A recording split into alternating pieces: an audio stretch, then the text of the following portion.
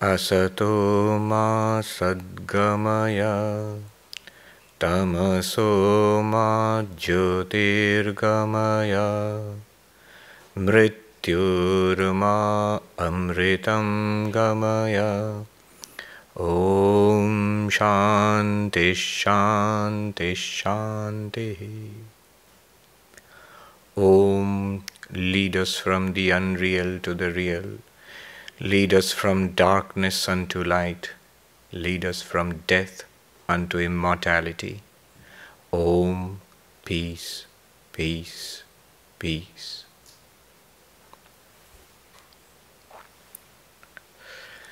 Good evening, and it's nice to be back.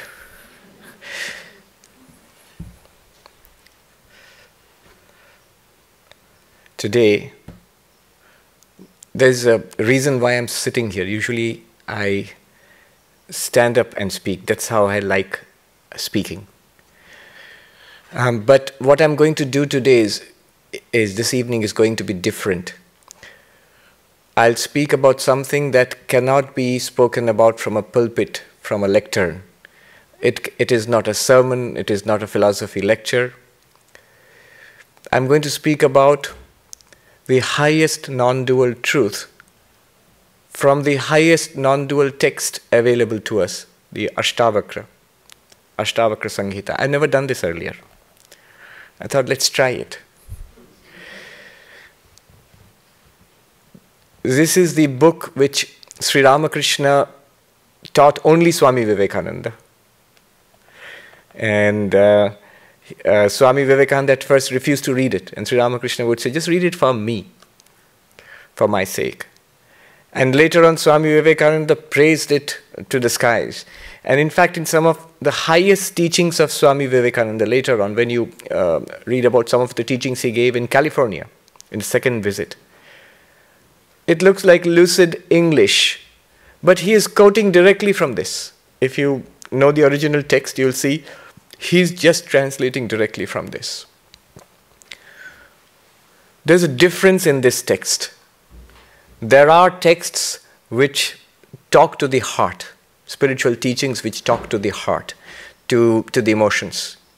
There are spiritual teachings which talk to the mind, to the intellect. And there are these teachings which bypass both, which talk directly to the God within us. Here, it's a call to the divine within us, our true nature, directly. You see, it doesn't have arguments. It doesn't have nicely reasoned march of logic coming to an inescapable conclusion, which you find in many Vedantic teachings, which are so exhilarating. But here it goes beyond that. It goes straight to the truth and tells you that the central truth that you are none other than God. Tat tvam asi, that thou art. Again and again and again. That's just one thing it tells you. It's not intellectual in that sense. Reading it is like meditating. Holy Mother said once to a devotee, if you cannot meditate on Sri Ramakrishna, it's enough to look at his picture. You just sit there and look at his picture, it's enough. If you cannot have Nirvikalpa Samadhi, you can read this book. Read it for an hour or 2 hours. It's as good as the most intense meditation for hours and hours together. It's difficult. It's difficult because it's the most profound thing that has ever been put into words. I'm telling you, what I've read in the sacred literature of the East and the West, there's nothing that compares to this. It's like looking straight at the sun. So that is uncomfortable. All of the texts, the scriptures of different religions, including Vedanta, they're all like looking at the moon. The moon is also sunlight, but reflected. Cool and refreshing and inspiring and beautiful. Looking straight at the sun is uncomfortable. But we'll try to do that today. You look at a mirror, you see your face staring back at you. Look at this mirror, you'll see the face of God.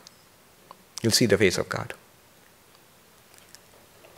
I remember when I went and spent some time in the Himalayas, every time I would go with only one book. I did study other books which came across my path at that time, but I went with only one book, this book. I have referred to it occasionally, at times, but I never taught or given a complete talk or a session based on this. So this is the first one. I'm rolling it out. They call it a beta test or something in an IT language. So we're going to do this. Now, what you're going to do now is, listen, you must. Understand, good. But really what I would like all of us to do is to recognize, is to appreciate it, is to see that it is the truth. Just notice that it is the truth. Just recognize it within yourself in your life. Not something to be practiced. Oh no, this is far beyond that. Not even something to be realized. It's just something to be noticed. And there are books which are for practice. There are books which are for understanding. There are books for inspiration. Books of philosophy and theology. There are books which are direct for direct realization. They tell you the truth straight away. So that's enough of an advertisement for the book. Yeah, that's powerful stuff. So I will speak to you, but the book speaks directly to the reality within us, not to the mind. If you give it to the mind will try to take it. If you listen to it, and automatically the reaction is to give it to the mind. If you give it to the mind, one of two things will happen. Either the mind will say, yes, I understand it. Or the mind will say, no, I don't get it. Both are equally useless. Both are equally useless. That's not what this book is meant for. So, this book speaks to something within you which is beyond the mind, which looks upon the mind, which is eternal, in which the mind appears and goes. So focus intently, but also relax. If you miss a few words here and there, if you want to dive deep within yourself, do that. That's what this session is for. Because all that will be said here is just one thing. Now, today I'll share here 4 verses. 4 verses from this book. Listen carefully and don't do anything else. No mobiles, no pictures, cameras, things like that. No. Just listen. 4 verses where the great sage Ashtavakra is having a dialogue with the Emperor Janaka. Both of them are enlightened souls. So we shall listen in on their dialogue. This chapter is called 4 Ways to Dissolution. Each verse ends with, thus dissolve into the infinite. Thus dissolve into the infinite. You don't have to actually dissolve into anything. You just have to recognize a truth, and that is dissolution into infinity. And there are 4 verses which will come, just 4 verses. Each one is an independent, direct indication pointing out to the reality within us. But there is a progression also. The first one, next one is deeper, the third one is even deeper, and the fourth one is a kind of consequence of all those 3. Let's see. So the great sage Ashtavakra is saying, we'll start with the first one now. At the end of this exercise, it's an exercise, it's not a lecture. At the end of this exercise, then I'll throw it open. You'll have questions, reactions, comments. All right. I'll chant the verse, I'll tell you the meaning, then we shall all together meditate upon it. I'll talk to you about it.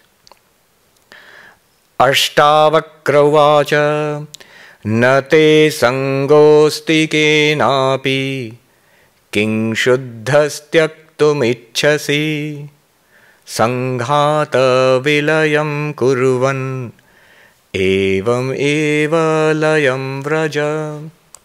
What does it mean? You are never attached to anything in life. O pure one, what are you trying to give up? Dissolving in this way the body-mind complex, or merging in this way the body-mind complex, dissolve into infinity. I'll repeat again. You are never ever attached to anything in this universe.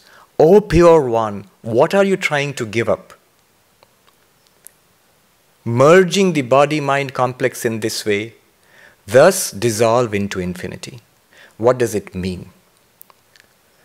We are never attached to anything in this world. This is a typical style of Ashtavakra. He'll tell you the most astonishing, radical things. And yet if you meditate upon it, a great realization dawns upon us that he's just telling us the truth about ourselves. Think about it. Everything passes away. Look at the places you have lived in from your childhood till now. Places you have lived in, you have played in, the schools, your college, your house, and the places you have visited, countries you have seen. How it has changed from place to place to place. The people you have known, not only in this life. Hindus, Buddhists, we believe in many lives. So many fathers and mothers and grandfathers and grandmothers and husbands and wives and children and grandchildren, friends and enemies, people you have been indifferent to, life after life, they have all gone. They have all gone. Possessions, the most treasured and the most insignificant, all come and gone. Everything that is now here today, including this day, the setting sun is telling us just one thing: it will go. Vivekananda says, kings die and paupers die. The most learned die and the most ignorant die. The richest people die and the poorest die. The strongest die and the weakest die. Everyone dies. All of us, our bodies will die one day. We know that. But yet this is not what it is saying. This is the interesting thing about Ashtavakra. That's the surprising thing. Buddhism, Vedanta, in fact, all of these spiritual philosophies, they continuously tell us that the world is impermanent. Everything is impermanent, everything changes, everything goes. We are being told again and again and again. True. But there is another side of the equation which Ashtavakra is pointing out. If everything has gone, is going away and will go away, what it means is that nothing sticks to you. You are not attached to anything. You are not attached to anything in this universe. You see, the impermanence of things means that one, you who are experiencing these things, you are not attached to anything. They come and go. You will say, that's not true, Swami. I've got so many attachments. I'm attached to my wealth, my house, my children, my enemies. What would I do without my enemies? How could I pass my time? My opinions, my political views, my career, I'm attached to so many things. My body, my health, my youth, I'm attached to so many things. No, you are not. Think of the greatest possible attachment this world can ever see. The attachment of a mother for her young baby, a new child. A mother with her young baby, the greatest possible attachment. The child occupies her thoughts and emotions all day long, and yet every night when she falls asleep, if she does, I'm given to understand it's not easy to fall asleep if you have a new child in the house. But when she finally does fall asleep, happily, peacefully, gratefully, she slips into the unknowingness of deep sleep, where the world, her most precious baby, her own body, everything is forgotten in deep sleep. And she goes into that state without hesitation. She doesn't think, oh, I'm leaving my baby behind, what will happen? No. I'm not saying that you should not be attached. Ashtavakra is telling us you are not attached. You are not attached to anything. It is the mind which develops attachments. I want this to stay. I want that person to stay. I want these circumstances, this wealth, this health, this place, this environment. I want this to continue. This is the mind thinking. Yet beyond the mind, the Atman, the witness, you, the being consciousness, you are not attached to anything, not even to the mind itself. The mind itself disappears in deep sleep. You are not attached to anything. William Blake, he who grasps a pleasure doth kill the winged life. He who grasps to himself, I think he said a pleasure or something, or the moment, doth kill the winged life. But he who kisses the passing moment as it flies lives forever in eternity's sunshine. When you kiss the moment as it flies and let it go, you live forever in eternity's sunshine. How beautiful, William Blake. You see, the moment you grasp something, we think we are holding on to something, some person, some possession, some idea. The moment I grasp, you know what is happening? I'm also caught. I'm also caught. As I'm holding on to this, if you now start dragging the lectern, I'll be dragged along with it because I'm caught now. Sri Ramakrishna's story about the classic case of addiction. There's a man who was standing by the riverside and there was a flood, and something which looked like an expensive rug was being swept away in the flood waters, and this man jumped into the river and swam hard to grasp the rug, and when he came near it, he found it was a bear being swept along. And the bear, of course, gives you a bear hug, and it caught hold of him. And the people who were standing on the side, the river bank, they saw this man being swept away. He said, let go of the rug. In Hindi, kambal ko chhod do. Let go of the rug. You'll be swept away. And the man shouted back, I have let go of the rug. The rug doesn't let go of me. That's attachment. That's addiction. But what Ashtavakra tells you is, that's also at the level of the mind. Really, you are not attached to anything. In Sanskrit, it is called asanga, asangatvam. Reflect upon it. What has stuck to you in life? Nothing. You say, bad habits, Swami? Bad habits were not there earlier. You developed it. Even today, when you go into deep sleep, not there. It's only when you wake up, the mind comes up. The habits are in the mind and the body. When you become aware of them, then you're aware of them again. Even there also, you're not stuck to it. You, the witness of the mind, is not stuck to anything in the body and mind. Consider this. That which we consider ourselves to be, this body and this mind, body-mind complex.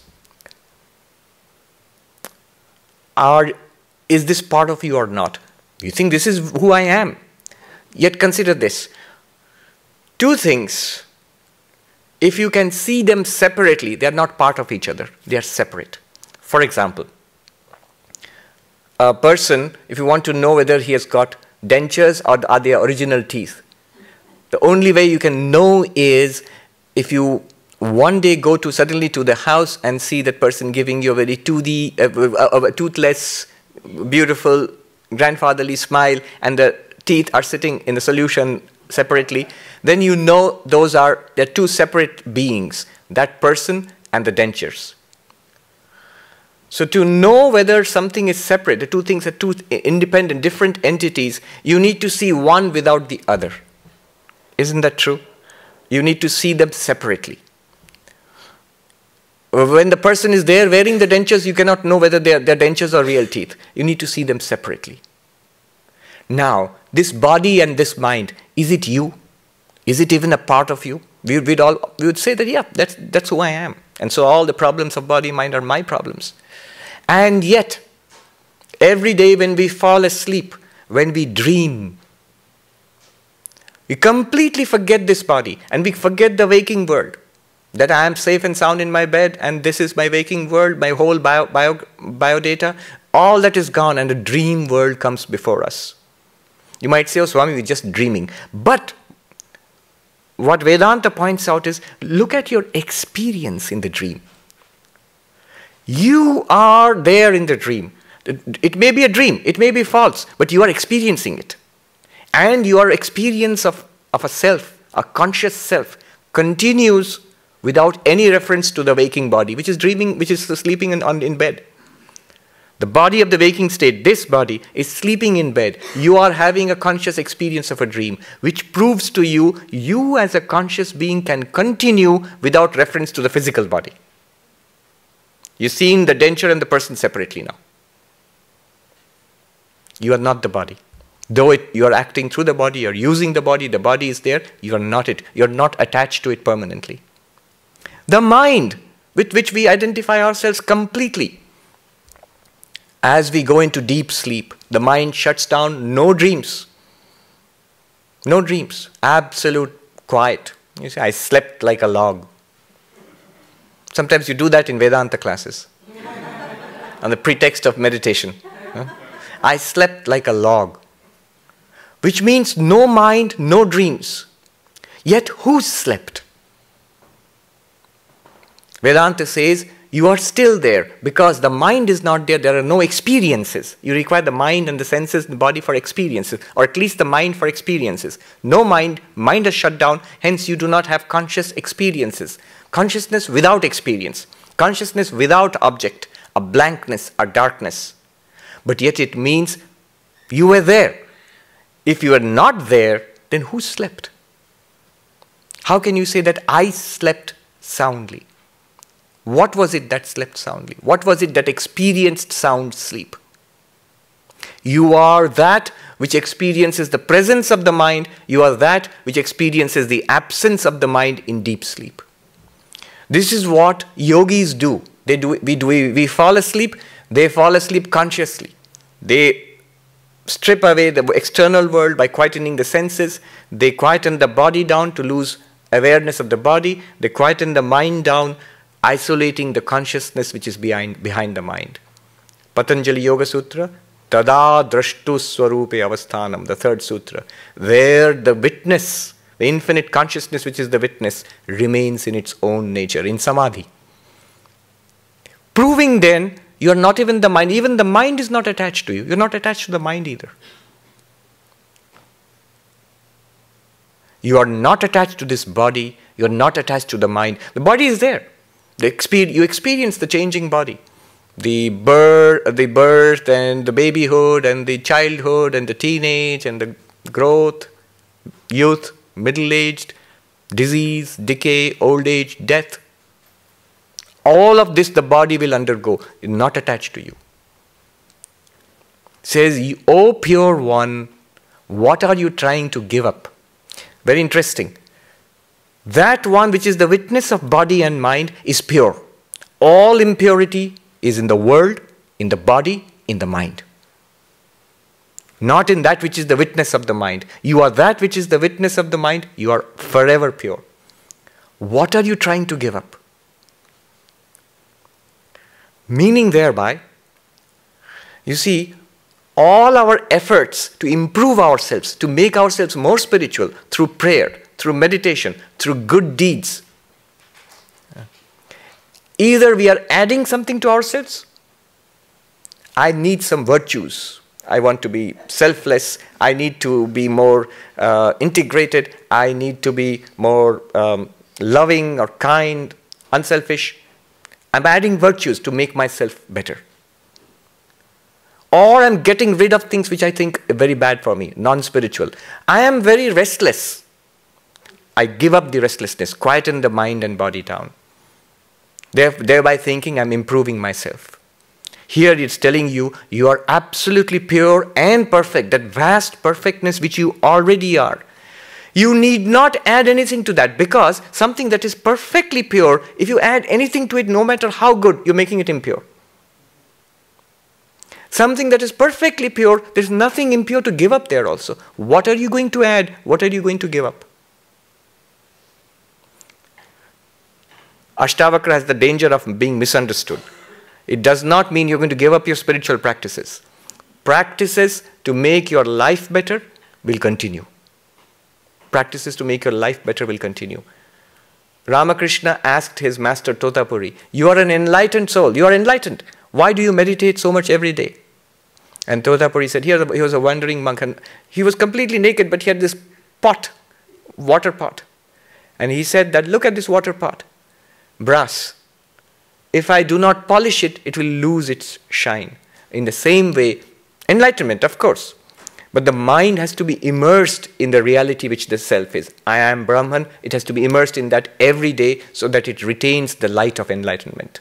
It retains the shine of enlightenment.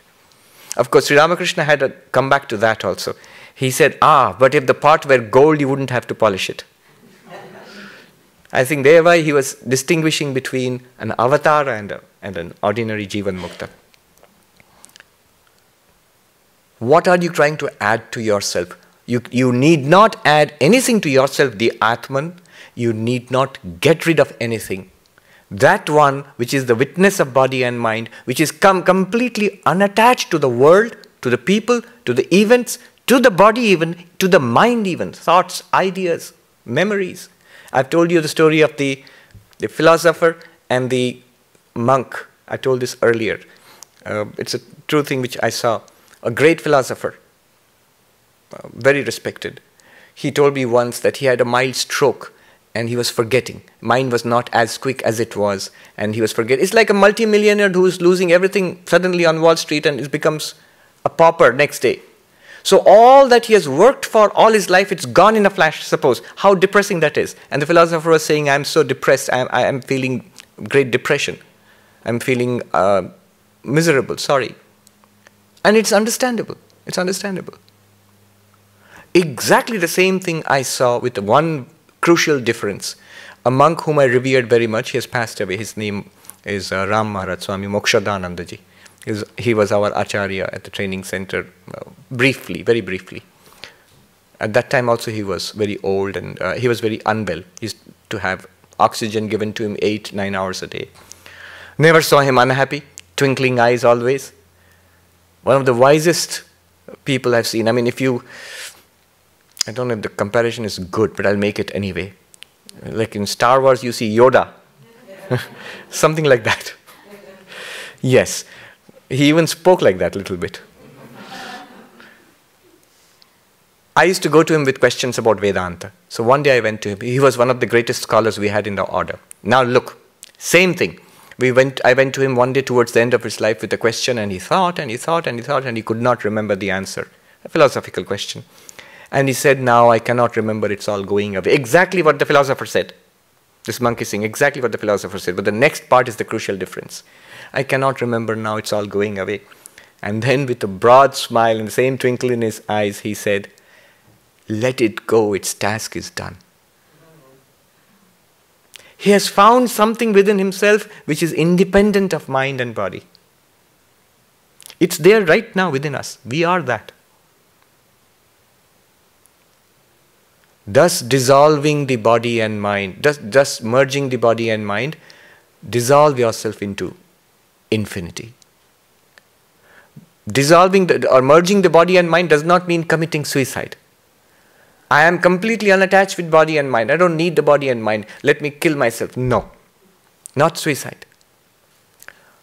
Trying to stay alive, trying to kill oneself, both are signs of attachment to body and mind. Once Swami Bhuteshananda, the 12th president of our order, was visiting our ashram, Deoghar, and the Swami in charge there asked him, how do you look upon life now, Swami? And he said, he had a slow drawl, he said, I neither desire to live nor to die. He was 98 years old at that time. Neither desire to live nor to die. The life of the body will take its own course. Why are we so concerned with it? We are not attached to it. When you are not attached to the body and mind, it takes its own course. This is called the merging of the body and mind. This is called dissolution into the infinite. I am one with the infinite. Billions of bodies and minds are coming and going. This one also will go in its own way. Why worry so much about it? Why so worried about it?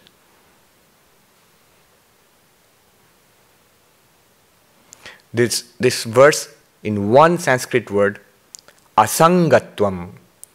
Asanga means detached, detachment, non-attachment. This verse, what we read just now, it can be summed up in one Sanskrit word, asangatvam.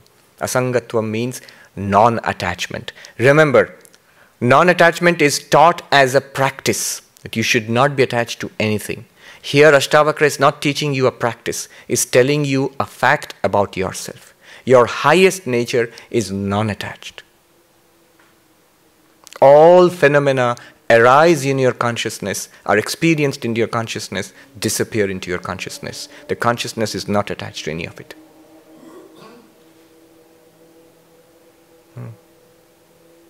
The light which shines upon this room, people come and go, the light illumines everything, not attached to it. When the person goes away, the light doesn't go away with it. When the person comes here, light has not come here. Light doesn't stick to the person or to the things. It just illumines. You are that light which illumines everything that happens in your life. Asangatvam. All we are called upon to do, note it. That unattached reality within us has no problems. Has absolutely no problem. You're completely, forever free of problems. You can relax. No, that means, Swami, shouldn't I meditate? All the efforts I've been making? Certainly, meditation is done at the level of the mind. Meditate. Good works are done at the level of the body. Go on doing good works. Improve your life. Yes, you can go on. But remember, that which is a witness of the improved life, that is completely unattached to the improved life also. It experiences it.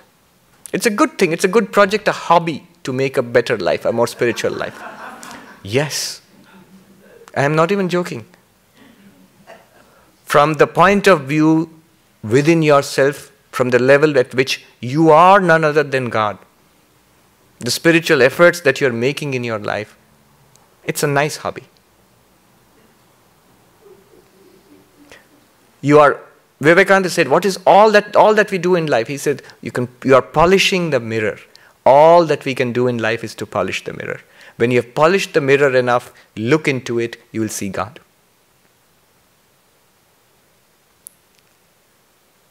Even the mirror you are not attached to.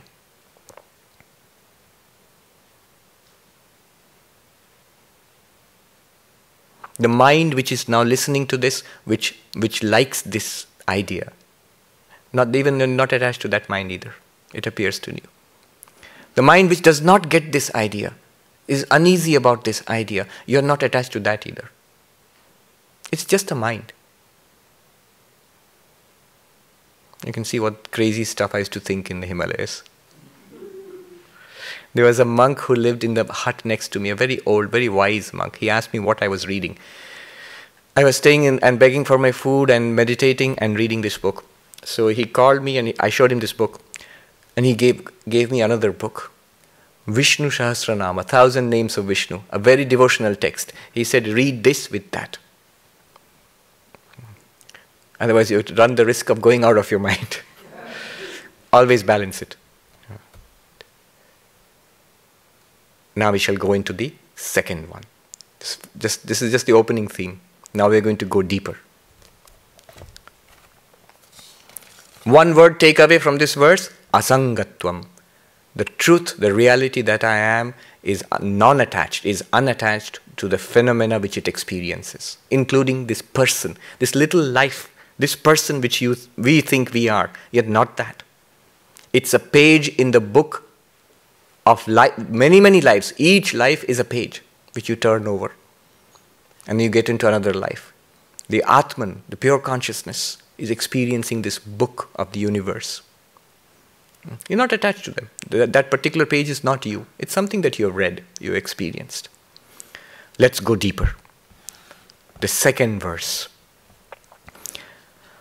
Udeti bhavato vishwam varidheriva budbudaha eti gyatvaikamatmanam evam eva layam vraja.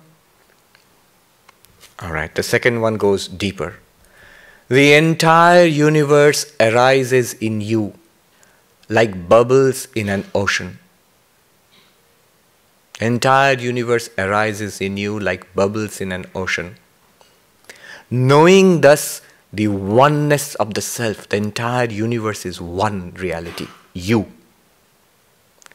Dissolve thus into infinity. What a beautiful point. What a beautiful insight. The entire universe which we experience, it arises in you like bubbles arise in the ocean.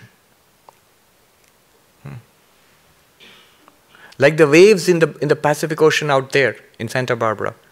You see, when you say I'm detached from everything, I'm not attached to everything, the impression which comes is, I am a consciousness which is experiencing a universe out there which I am separate from. It comes and goes, I'm like a beam of light in which motes of dust are floating. That's the experience, that's the understanding which comes to us. Separateness. Look at the ocean, waves, thousands and thousands of waves. They're all separate from each other. They're all different. From the point of view of a wave, there are thousands of others like me, big and small. From the point of view of bubbles, there are millions of bubbles in the ocean. But this entire experience of the universe, where is it? Ashtavakra tells us it's not a separateness. You are detached not from something separate from you. This entire thing which you are experiencing and which you are detached from, non-attached to, it comes and goes. It comes and goes within you. It's not apart from you. The universe is you. We are the universe which we experience. Not poetically, as a matter of fact. Think about it. Everything that we have experienced in life till now, every person, every incident, every book that you have read, what we have learned, what we have suffered, what we have enjoyed, all of that has been in our consciousness. Have we ever experienced anything outside consciousness? Is it even possible? It's tautological. It's logically impossible. It's logically impossible to experience outside consciousness. You cannot. Whatever has been experienced in your awareness, in your experience. That which is experienced in your consciousness is not separate from it. It arises in your consciousness, shines in your consciousness, disappears back into your consciousness. It is you yourself. The universe arises in you like bubbles in an ocean. Udeti bhavato vishvam. The universe arises from thee, like bubbles arise in an ocean. Exist there, disappear back into it. So what? Gyatva ekam ekatvam atmanam. Gyatva ekam atmanam. Know thus the oneness of the self. The entire universe is one. You see, all the bubbles and the ocean, the waves, the tsunami waves, the little waves, they are all one with the ocean. It's not that there is an ocean in which there are separate things called the waves. The waves are the ocean. The waves have no existence apart from the ocean. They come up in the ocean, they dance about in the ocean, and they go disappear back into the ocean. Every person you have met, every act that you have done, everything that we say, everything that we think, everything that we want, everything that we do not want, those we love, those we do not like, all of that is literally us. Is the consciousness that we are. We are one with the universe.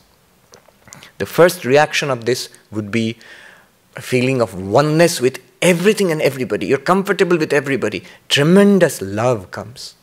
And this love is not directed at one person. It's not directed at one thing. It is infinite love. For you make up your mind that I am in love with everybody. With everybody, without any restriction. It doesn't matter if they are older than you, younger than you, men, women, animals, birds, insects, people you hate, people you dislike. No more hate and dislike. Deep within there can be no hate. Will the right hand hate the left hand? For what? Vivekananda says, No praise or blame can be, where praiser praised, blamer blamed are but one.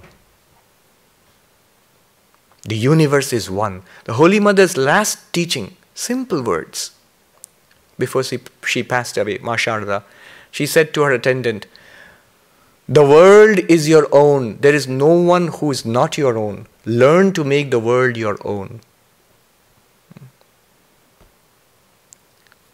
Vivekananda says, if sometimes you felt this urge of stretching out your arms and trying to embrace the universe, you have felt the truth. It is you yourself.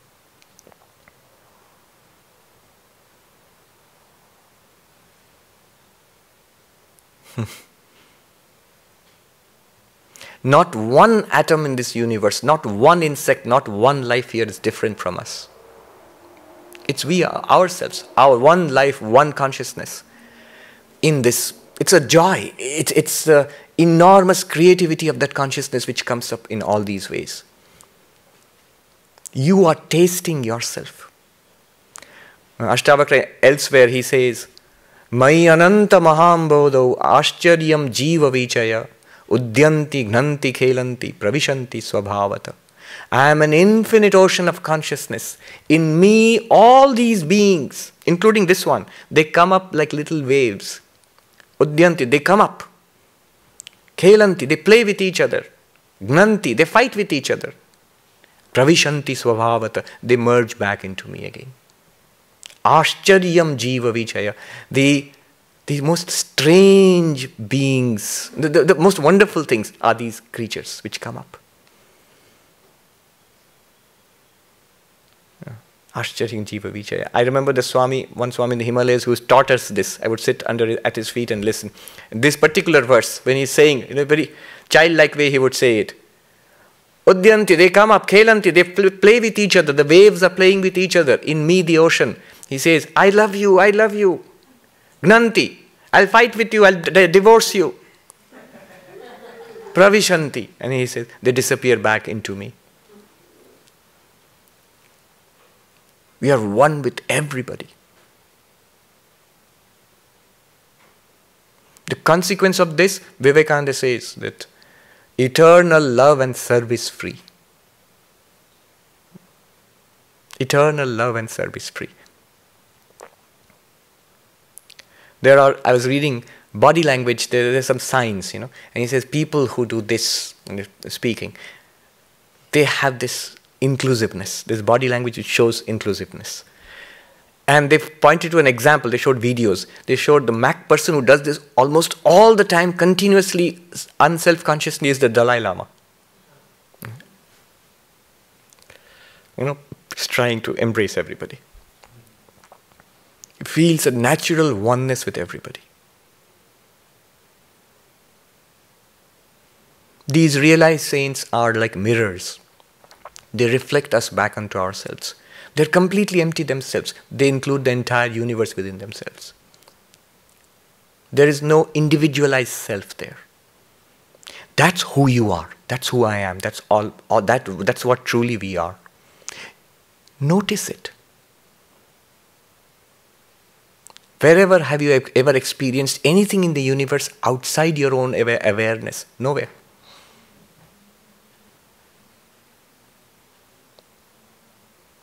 This whole verse, one Sanskrit word, ekatvam, oneness.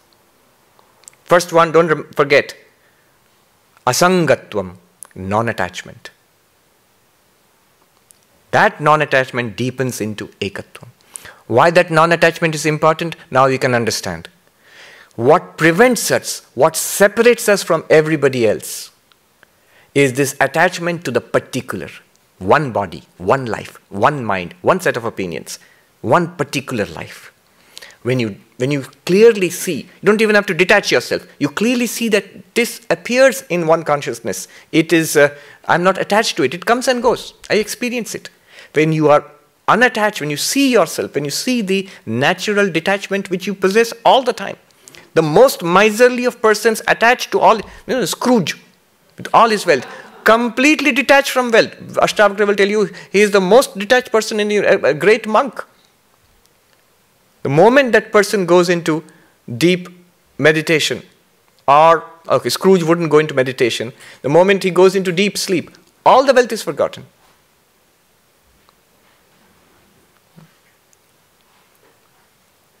So, we're completely unattached from the particular. Then only we can recognize we are one with the universal. So that's the next step, is oneness, ekatvam. You're one with the universe. That pure consciousness, unattached to the particularities of the life, the phenomena which come in our particular life, unattached to that, experiencing it, is one with the universal consciousness. You are Brahman, in which the universe shines.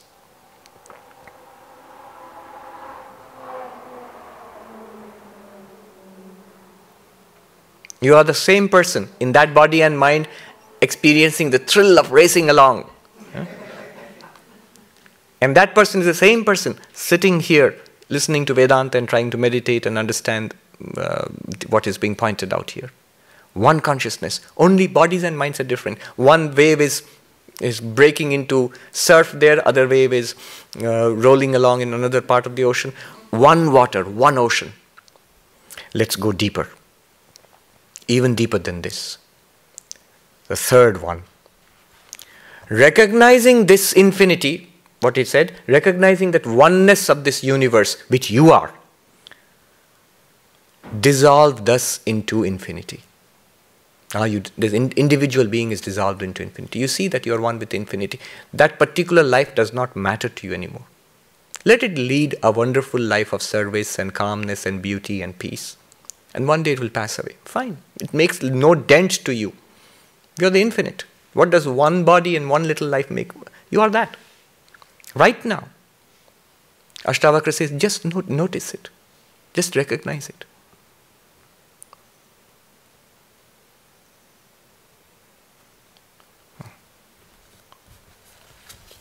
Third one. Oh, this is even deeper. All right. Pratyaksham apyavastutvad vishvam nastyamale tvayi rajju sarpa iva vyaktam evam eva layam vraja. What did he say earlier? You are detached from the entire universe, first. Second, the entire universe is in you. Third, the entire universe is not in you. Now he's saying, Pratyakshamapi, even though it is experienced, you see it, you hear it, you smell it, you touch it, taste it, you think about it, you understand it, you struggle with it. Pratyaksham, it is experienced all the time. Yet, because it is, he says, avastu, because it is inherently empty. We'll come to that. It is, in Sanskrit, what is called mithya, false, an appearance. Because of that, there is no universe within you. Amale tvai, in you the stainless, the pure, in which there is no blemish, in the blemishless entity, in the reality which is you, that no universe exists in you. It appears in you. Look, they're not denying it. They're not denying you actually see the universe, you experience the body, you have a life, you experience it, not denying it. They're just saying it's not real. It's an appearance. Then, Rajju Sarpa Iva Vyaktam. It appears like that famous snake in the rope. It appears like a serpent in a rope. The rope is mistaken for a serpent. You, the infinite existence, consciousness, bliss, you are mistaking your real nature for this world. This world is none other than Brahman. This world is none other than you. You do not know that. You know it to be a universe and people and a life of suffering and strife, ambition and success and failure, the little stories of each of our little personal lives. That's what we know it as. Pratyaksham api avastutvad. Though we see it, it's not real. That Swami under whom I used to study this, I have told this story earlier again. I think I'll repeat it, but it's pertinent here at this point. He was in Gangotri. The Ganges is flowing past the Ganga, narrow and fast, and 10,000 feet in the Himalayas. And this television crew comes to take a picture, to take a video of the Ganga. And because the Swami had not seen television, they said, we'll show you TV. And they put a television in front of him, they cranked up a generator, focused the camera on the river. And the Swami told us, in Hindi, he told us, सब दिखता है महात्मा जी, पानी भी दिख, गंगा जी भी दिखती है, कल कल शब्द भी सुनाई देता है. We could see everything. Oh Swamis, a group of Swamis were sitting around him. Oh Swamis, I could see everything. I could see the river flowing past. I could hear the gurgling sound of the water. I could hear that. Then I asked the director of the film crew, the TV crew, sir, can you give me a glass of Ganga water from there? Can you, ek gilas Ganga pani dijiye? Can you give me a glass of Ganga water from the river? And the director laughed and he said, oh Swami, how is that possible? It just looks like that, it's not there. Dikhta hai nahi in Hindi. It's very powerful there. It looks like that. There's no reality to it. And then the Swami, I can never forget, he looked very piercingly at us. We were sitting at his feet. Oh Swamis, oh monks, look around you. There's towering peaks, glaciers running down, the pine forests around, and the river flowing at our feet. Look around, all this, it appears there is no reality here. It is form, it is sound, it is smell, it is taste, it is touch. Instead of seeing a two-dimensional movie, a three-dimensional movie, you have this five-dimensional movie playing before consciousness. There is no reality there, there is no substance, nothing that will slake your thirst. There's a Tagore song.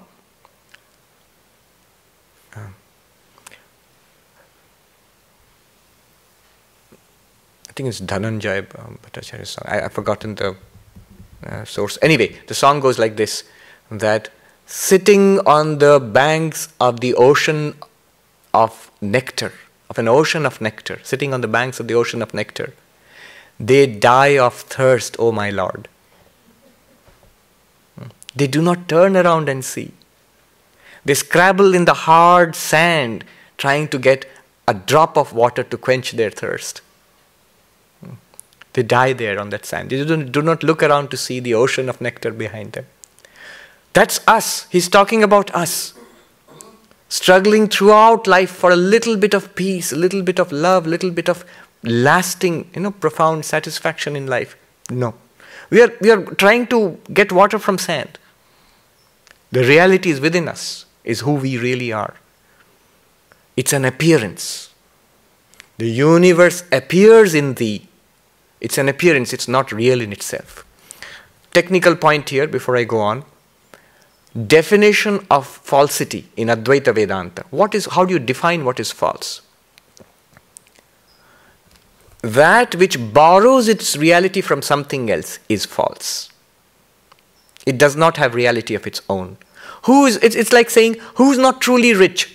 Looks rich, but is not rich. It means credit cards. You borrowed your wealth. I have borrowed my wealth from others. I look rich. I act rich. I buy rich. But I am not rich because it's all borrowed. So I am not truly rich.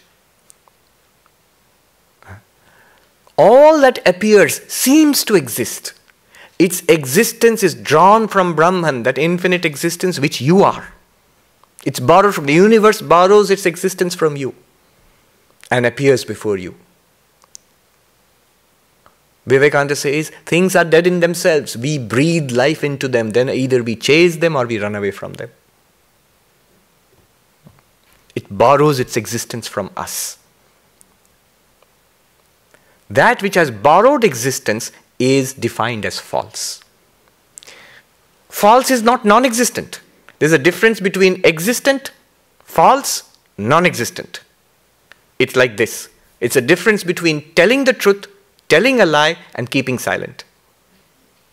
Telling the truth is saying it as it is.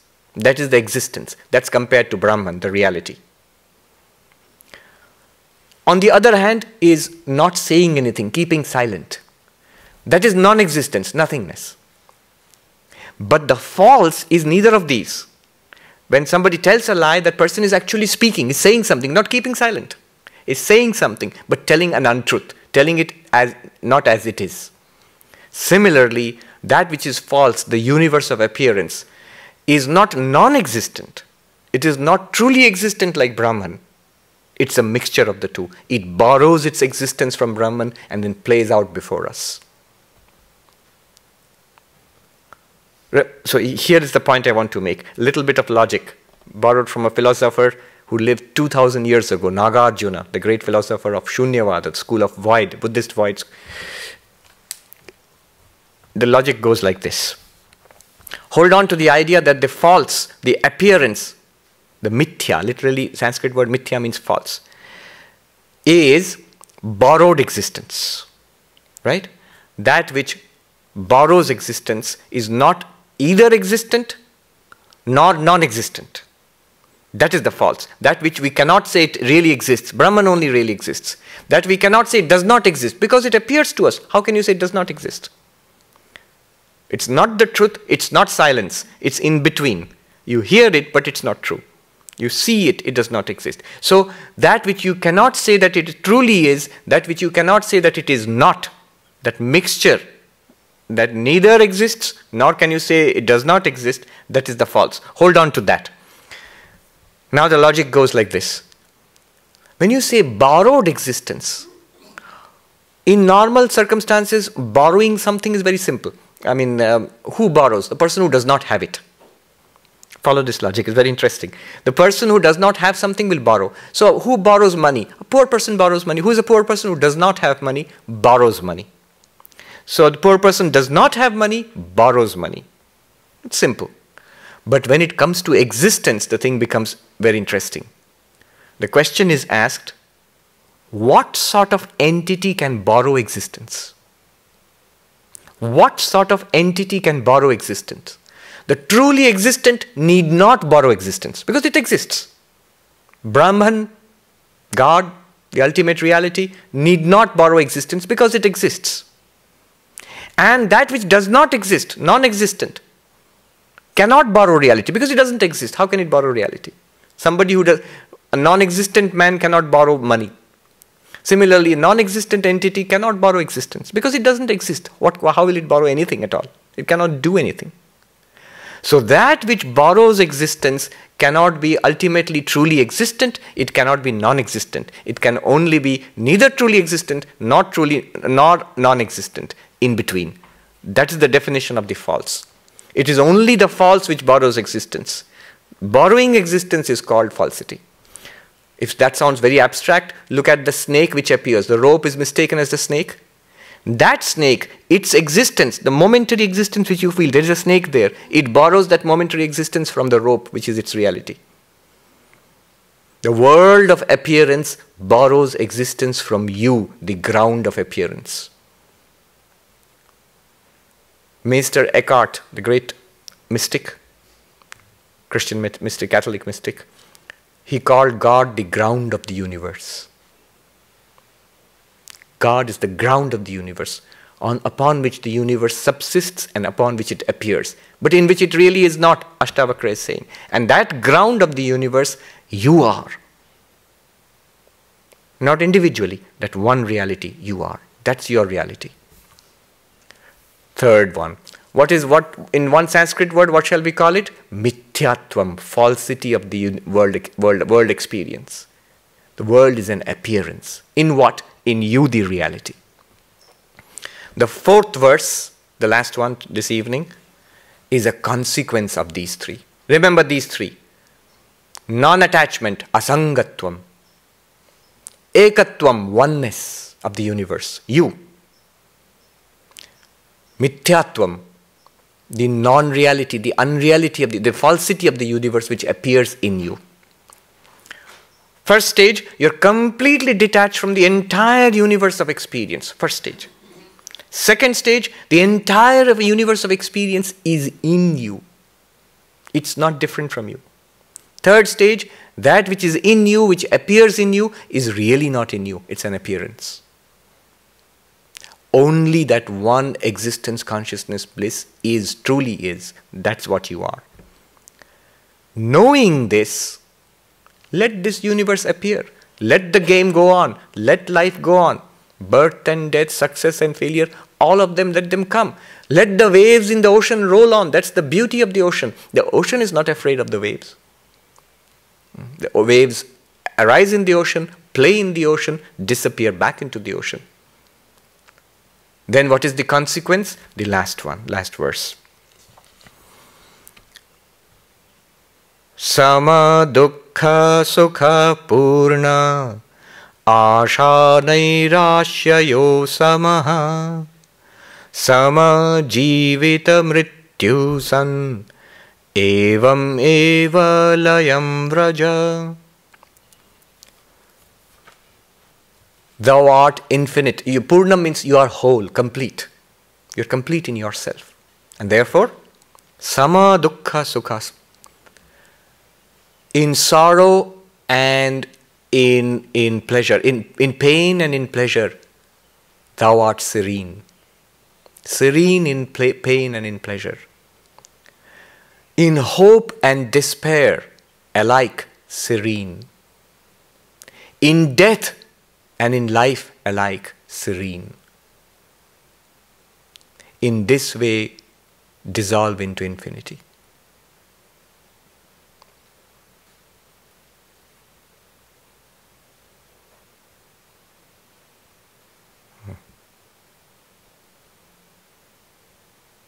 The consequence of this will be this tremendous serenity that comes off. You see, serenity is not a quality of the mind. It's the very nature of the self.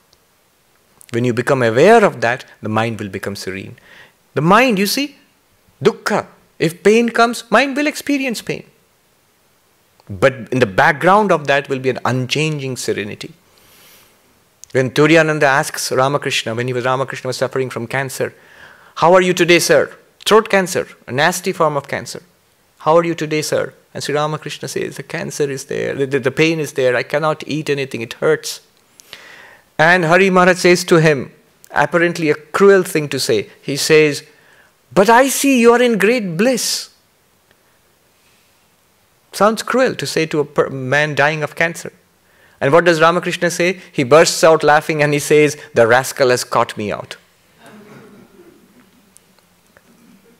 Hari Maharaj himself, later on in life, when you're suffering, in so many incidents are there, where they would perform operations on him. He would say, perform the operation without any chloroform, without any anesthesia. And he would sit in peace, absolutely serene. Serene in pain, serene in pleasure. Pain is experienced. Vedanta is not a painkiller. It will be experienced, and you will experience this, you will know the serenity beyond the pain. The pain appears in the ocean. It's a wave in the ocean which you are. You experience it. It's nothing to you. At one point when he was suffering a lot in his old age, Hari Maharaj, Swami Turyananda, was asked by a young monk, are you suffering very much, Swami? And the Swami said, it's the suffering of the body. Inside, he says, in Bengali, by the grace of Thakur, by the grace of Sri Ramakrishna, he says, the inside is a mass of ice. I'm absolutely cool inside. That serenity cannot be disturbed. You cannot, even if you try, you cannot disturb it. It's always available to you. Serene in pain, serene in pleasure. Serene in hope, serene in despair. Mind will register hope and despair as life goes on, ups and downs of life.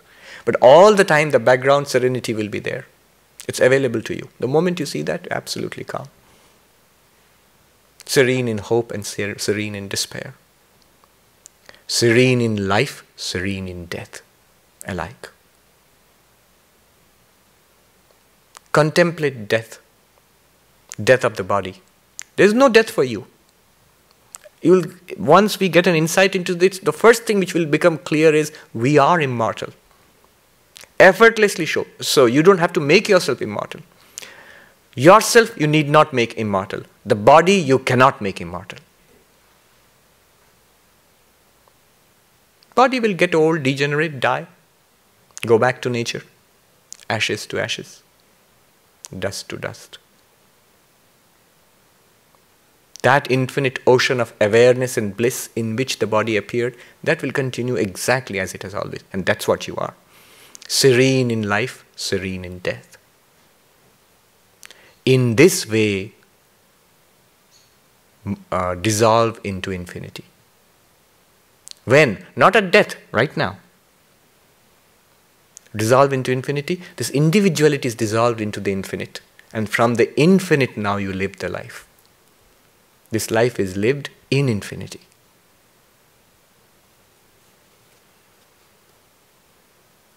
The whole book is like this, just four verses.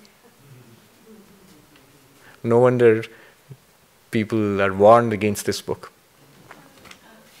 Be careful, it will drive you crazy. Questions.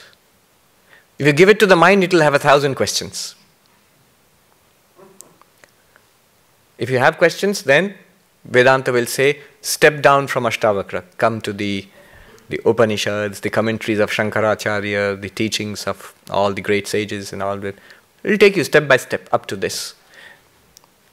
In Vedantic learning, there are, Vedantic teaching, there are 3 stages. Shravana, Manana, Nididhyasana. Shravana is to systematically hear the teachings from a teacher again and again. Manana is to reflect upon it. Give it to the mind, intellect. One must understand, not believe in it. One must understand this. Understand this clearly, see it clearly. Manana. And then when you have seen it clearly, when you have got confidence on the teaching, dwell upon it day and night for a long, long period of time. Soak yourself in it. This text is meant for soaking yourself in it. It's the final text. When you have studied it, when you know it, when you are more or less convinced about it, it just hammers it in again and again and again into you. Questions? Reactions? Yes? Sorry, I came late. What is the name of the book? And that question Janak Raj asked Ashtavakra ji. Yes. So what is the book? It is the book. Ashtavakra. Okay. Ashtavakra Samhita. And the chapter is dissolve into infinity. 4 ways of dissolving yourself into infinity. What is the first way? The first way or the first step, I would say, is non-attachment. Non-attachment not as a practice. You see, this non-attachment is perfectly compatible with the greatest attachment, with the most miserable kind of attachment also.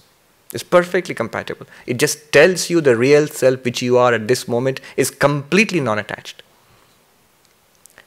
It is pure. There is nothing you can add to it by any kind of spiritual practice, moral practice, which will make it better. There is nothing that you need to get rid of to make it better. It's absolutely pure as it is. Dangerous teaching. The first reaction is to stop spiritual practices. Then you're going to get into serious trouble. Spiritual practices affect the mind. Just as physical yoga will affect the body, meditation and prayer cleanses the heart. Meditation quietens the mind. You see, if you want happiness, fall in love. Fall in love with God. Love of God is the highest happiness. In this country especially, there's a culture of seeking happiness in a perfect romantic relationship. Doomed to failure in human relationships. But it's not false. The prototype is the relationship between the soul and the oversoul, between you and God. Fall in love with God. C.S. Lewis, Mere Christianity, he defines religion as falling in love with God. Fall in love with God, bhakti, it will give you happiness. You want peace of mind? Meditate. Meditation, there are techniques of meditation which will give you deep peace of mind. You want the truth? What translation do you prefer? Oh, Nitya Swarupananda. But there is another one which is, I love it so much. Byram, he's a professor of English in Oxford. Yes. That book is a poetic rendition. See, the problem is when a scholar of Sanskrit renders it into English, it's literal, it's precise, but it loses the power somehow in English. If you want to read it in English, A.S. Byram, what is it, Heart of Awareness? Heart of Awareness. I think it's available in the, it was a few months ago. I bought the last one which was available, but I think it'll be, you can buy. Just read it. It's beautiful. It's beautifully done. He was a professor of English in Oxford, trained in Oxford, and he taught in America also. I don't know if he's still alive. No, He died. very young. He died young. Oh. Yeah. It's fantastic. It shows a mind which is illumined. To some extent, at least, this person knows the truth. And you should read it here, in the early mornings or afternoons, in the silence in Santa Barbara, sitting out there. Looking at the ocean, the setting sun or the rising sun, and the greenery all around. Read that. Each verse, almost every verse, most of the time I've seen the translation, there is an improvement on the translation here. It can throw you into deep meditation. Just the words, that you are the Atman, perfect, alone, serene. Just that. Sit with that. You're not trying to be perfect, trying to be alone, or trying to be serene. You are that already. You cannot change it also. You just have to recognize it. Questions? We're almost out of time. We are out of time, I think. But still, some reaction, questions? My question, Swami, is when are you coming back? In July. I've spoken to Mataji and she'll arrange programs here in July. How long will you be here? Almost a month. In Santa Barbara. No, I don't need But That would be she's quick on the so she's reserved twice, you said? We hope We hope I get it 3 times. as much as we can for one Sunday and probably at least 2 other days. Because I have to give Sundays to Tribuco and to Hollywood also. How about your classes? We can do something in between then. Yeah. If you're interested.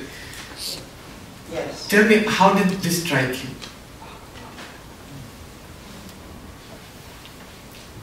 Peace.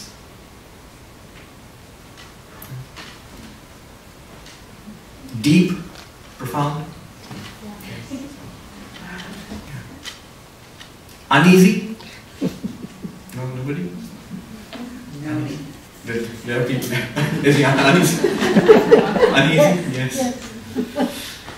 Do we have a sound? No. No. This is the song of Ashtavakra. Ashtavakra Gita is the song of Ashtavakra. Yes. Yes. I just wanted to say that's been my favorite book for quite a while. Yes. It's my favorite book too. But there's a scene there's nobody here. So I'm doing something, and I think I'm doing it. I just don't know who's doing it. And then the mind collapses, and there's just unspeakable Existence, being, a radiance. Alright. Om Shanti Shanti Shanti Hari Om Tat Sat Shri Ram Krishna